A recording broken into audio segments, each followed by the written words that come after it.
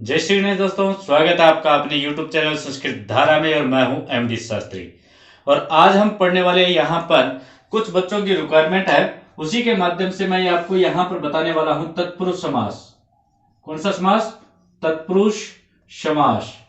यानी कुछ बच्चे ये कहते हैं कि सर हमें तत्पुरुष समास का विग्रह कैसे होता है उसके बारे में बताइए, कि तत्पुरुष समास का विग्रह कैसे करें और तत्पुरुष समास का जो समस्त पद होता है उसको किस प्रकार समझे।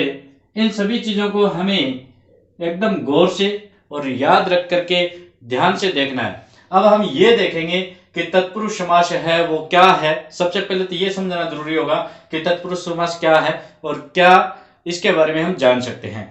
देखो, सबसे बड़ा तत्पुरुष समास है और सबसे ज्यादा आता भी तत्पुरुष समास है। और तत्पुरुष समास क्या चीज है क्या नहीं है इसके बारे में आज हम इस वीडियो में जानेंगे। तो आप लगातार बने रहिए और आपको बहुत अच्छा लगेगा। आप अंत तक इस वीडियो को जरूर देखें। और अगर ये तत्पुरुष समास के अंदर हमारी वीडियो ज्यादा लंबी होती हुई दिखाई दी तो मैं आपको इसकी 2 वीडियो या 3 वीडियो बना करके आपको जरूर समझाऊंगा और आपको एक एक चीज आपको क्लियर करूंगा। अगर फिर भी क्लियर नहीं होती तो आप कमेंट में लिख करके मेरे को जरूर बताना कि आपको क्या चीज है जो समझ में नहीं है ये। ठीक है, तो जो आपका मैं हमेशा कहता हूं, आप अपने इस चैनल को लाइक शेयर और कमेंट जरूर कीजिएगा और जरूर मेरे को आप बताना कि आपको मेरा पढ़ाया हुआ कैसा लग रहा है। ठीक है, तो आज की जो बात चल रही है वो हमारी बात चल रही थी तत्पुरुष समास की। अब तत्पुरुष समास में हमें यह देखना है कि क्या है होता है तत्पुरुष समास। तो सबसे पहले तो मैं आपको बता देता हूं कि तत्पुरुष समास जो है, तत्पुरुष समास जो है वो उसकी परिभाषा क्या कहती है। देखो, सबसे पहले हमें याद होना चाहिए प्रत्येक समास की परिभाषा क्या कहती है। ठीक है, परिभाषा क्या कहती है तत्पुरुष समास हमेशा, इसको देखो अलग अलग कर लेना। मैं जो कहता हूं वो हमेशा याद रख लेना। मैं एक शॉर्टकट तरीके में समझाने की कोशिश करता हूं आपको। इसको तत्पुरुष समास को अलग अलग कर लेते हैं हम, तो तत् प्लस में पुरुष हो जाता है। ठीक है, और हमेशा याद रख लेना कि ये परिभाषा में ये पूछता है कि प्रधानता किसकी है। हमारे को यहां पर क्या पूछेगा? प्रधानता पूछेगा। प्रधानता बतानी है हमें, तो प्रधानता हमेशा याद रख लेना। तत्व माने क्या होता है? वह। तो वह तो कोई व्यक्ति निश्चित नहीं हुआ। ठीक है, क्या नहीं हुआ? निश्चित नहीं हुआ। और जो निश्चित नहीं होता उसकी प्रधानता नहीं होती है। परंतु ये क्या है? ये पुरुष है, साक्षात देर का पुरुष है। और घर के अंदर किसकी चलती है हमेशा? वैसे तो स्त्री की चलती है, परंतु मुख्य किसको बताया जाता है? कि पुरुष को बताया जाता है। ठीक है, तो पुरुष क्या हो गया? इसका प्रधानता क्या हो गई? पुरुष की प्रधानता दे दी हमने। तो इसका मतलब हमने क्या लिया? कि इसका मतलब हमने लिया कि तत् माने ये हो गया, तत् जो हो गया वो हो गया हमारा पूर्व पद। क्या हो गया? पूर्व पद। और पुरुष इसका क्या हो गया? उत्तर पद हो गया। ठीक है, उत्तर पद हो गया। अब यहां पर हमें परिभाषा अगर देनी है तो हम क्या बताएंगे कि तत्पुरुष समास के अंदर कौन सा पद प्रधान होता है?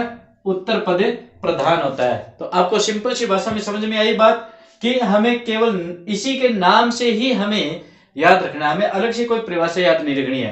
कि तत्व माने वह होता है और पुरुष माने पुरुष होता है, तो प्रधानता किसकी हो गई? पुरुष की हो गई, यानी उत्तर पद की हमारी प्रधानता हो गई। उत्तर पद क्या इसका? प्रधान है। ठीक है, इसका उत्तर पद प्रधान है। तो तत्पुरुष समास की परिभाषा क्या दोगे? कि तत्पुरुष समास उसे कहते हैं जिसके अंदर उत्तर पद क्या हो? प्रधान हो। ठीक है, फिर कहता है पूर्व पद उत्तर पद के विशेषण का काम करता है। अब पूर्व पद है ना, ये जो पूर्व पद है ये क्या करता है? ये हमेशा उत्तर पद के लिए विशेषण का काम करता है। विशेषण का, यानी इसकी विशेषता ये बताएगा। बात यहां पर आ जाती है कि उत्तर पद की विशेषता कौन बताता है? पूर्व पद बताता है। ठीक है, कैसे बताता है? कि हमें यह बताएगा कि वह कैसा है, काला है, पीला है, नीला है, सफेद है, हरा है, अच्छा है, बुरा है। ये जो विशेषताएं होती है ये सारी की सारी काम कौन करेगा? पूर्व पद करेगा। और किसके लिए करेगा? उत्तर पद के लिए करेगा। आई बात समझ में आपको? तो पूर्व पद उत्तर पद की क्या करता है? विशेषता बताता है, यानी विशेषण करता है। ठीक है, उसके बाद ये क्या कहता है? समस्त पद में पूर्व पद की विभक्ति का लोप हो जाता है। अब ये तो हम सबको ही पता है कि अगर हम तत्पुरुष समास के अंदर अगर कोई जैसे समस्त पद बनाते हैं, समस्त पद हमने बनाया तो हमेशा ही क्या होगा कि जो पदों में विभक्तियां लगी होती है उसमें क्या होगा? पूर्व पद की जो विभक्ति होती है, पूर्व पद की विभक्ति जो होगी विभक्ति का क्या हो जाता है, लोप हो जाता है। लोप का मतलब आप समझते हो, वो वहां से समाप्त हो जाती है। ठीक है, विभक्ति समाप्त हो जाती है। तो किस प्रकार होगी समाप्त, वो भी मैं आपको सारी चीज उदाहरण से समझाऊंगा, और एक नहीं आपको इसके अनेक उदाहरण दूंगा मैं। ठीक है, तो पूर्व पद की विभक्ति का लोप हो जाता है कब, जब हम इसका समस्त पद करते हैं। ठीक है, अब समस्त पद कैसे करते हैं, जैसे मैं एक बता ही देता हूं आपको। किसी ने ये कह दिया कि दुखम दुख प्राप्त, ये कह दिया किसी ने, तो देखो दोनों में विभक्ति लगी हुई है, इसमें भी प्रथमा है, इसमें भी प्रथमा है। ठीक है, तो अब हमें क्या करना है कि जब समस्त पद बनाएंगे तो पूर्व पद की क्या हो जाएगी, विभक्ति का लोप हो जाएगा।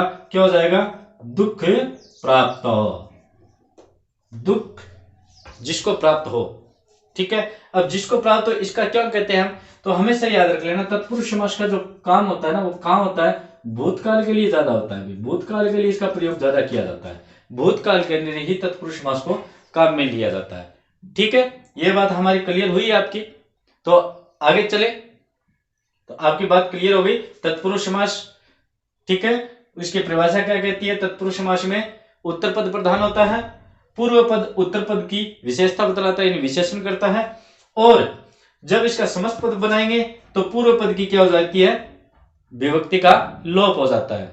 ठीक है, मैं देख लेता हूं एक बार सही चल रही है क्या, सही चल रही है, कोई दिक्कत नहीं आ रही है अपने को।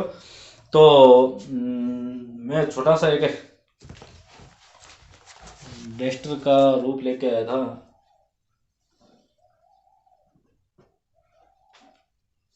चलो ऐसे ही कर देते,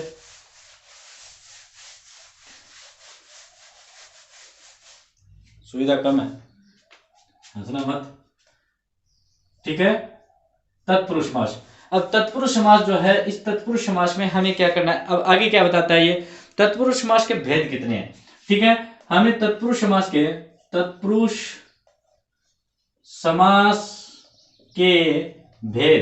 तत्पुरुष समास के भेद कितने हैं, तो भेद के बारे में जब पूछे तो हमें से बताना है, हमें दो भेद है। एक होता है समानाधिकरण, समानाधिकरण, ठीक है, और एक होता है व्याधिकरण, दूसरे का नाम क्या है, व्याधिकरण। व्याधिकरण ये वास्तव में व्याधि है। ठीक है, इसमें व्याधियां हैं, इसमें व्याधियां नहीं है। समानाधिकरण का क्या मतलब है और व्याधिकरण का क्या मतलब है, ये दोनों चीज हमें देखनी होगी। तो देखो समानाधिकरण का तुम यहां से ले लेना, समान और अधिकरण, यहां पर व्याधि का मतलब है अलग अलग। ठीक है, भिन्न भिन्न, तो कैसे होगा भिन्न भिन्न, कि दोनों पदों में, इसमें तो क्या होता है, दोनों पदों में विभक्ति क्या होगी, विभक्ति समान होगी। क्या होगी, दोनों पदों में विभक्ति समान होगी, जैसे पहले में भी प्रथमा और दूसरे में भी प्रथमा। कब, विग्रह करने पर, विग्रह करने पर।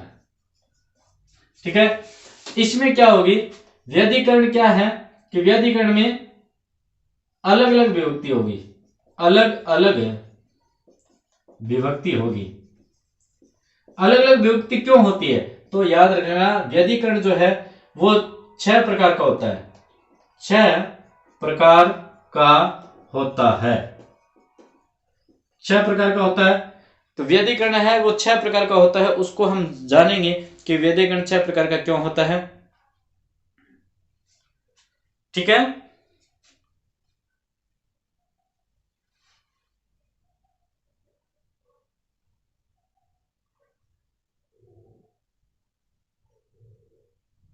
अब 6 वेद होते हैं, तो हमेशा याद रखना वेद का मतलब क्या है, विभक्तियों से है। क्या है, विभक्ति से है। ठीक है, तो यहां पर प्रथमा विभक्ति निषेध बताई गई है, प्रथमा विभक्ति जो है वो निषेध बताई गई है, बाकी जितनी विभक्ति है वो हम यहां पर ले लेते हैं। तो क्या है, जैसे द्वितीय, तृतीय, चतुर्थी, पंचमी, षष्ठी और सप्तमी, 1 2 3 4 5 6 ये। अब जितनी विभक्ति है उनके आगे क्या लगा दिया, समास लगा दिया। द्वितीय तत्पुरुष, तृतीय तत्पुरुष, यानी इस प्रकार इन्होंने तत्पुरुष उसके सामने जोड़ दिया।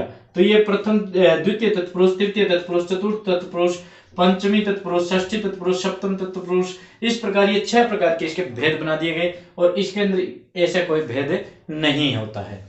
ठीक है, तो इस प्रकार हमें क्या करना होगा कि समानाधिकरण के बारे में भी हम जानेंगे और व्याधिकरण के बारे में भी हम जानेंगे। तो आज के लिए मैं ये वीडियो जो है बिल्कुल छोटी बना रहा हूं, क्योंकि शुरू में समझने के लिए हमें थोड़ा सा टाइम चाहिए और साधारणता आराम से समझना चाहिए। तो आपको इतना समझ में आया वो चीज मेरे को लिख करके जरूर बताना। आगे वाली वीडियो में फिर आपको और ज्यादा अगर सरलता से समझाना है तो भी आप मेरे को जरूर बताना। तो आगे हम पढ़ेंगे समानाधिकरण के उदाहरणों के बारे में पढ़ेंगे और व्यधिकरण के उदाहरणों के बारे में पढ़ेंगे कि वो क्या कहते हैं और किस प्रकार हम उसका समस्त पद बनाएंगे, किस प्रकार हम उनका विग्रह करेंगे। ठीक है, तो आपको इतनी बात समझ में आ गई मेरी। तो मैं आपसे निवेदन करूंगा कि आप अपने चैनल को लाइक शेयर और सब्सक्राइब जरूर करें और अपने इस एमडी सर की मनोबल को बढ़ाएं और साथ में जितना हो सके उतनी ज्यादा आप अध्ययन करें और सफलता को प्राप्त करें। फिर मिलेंगे आगे वाले वीडियो में, तब तक के लिए जय श्री गणेश, राधे राधे।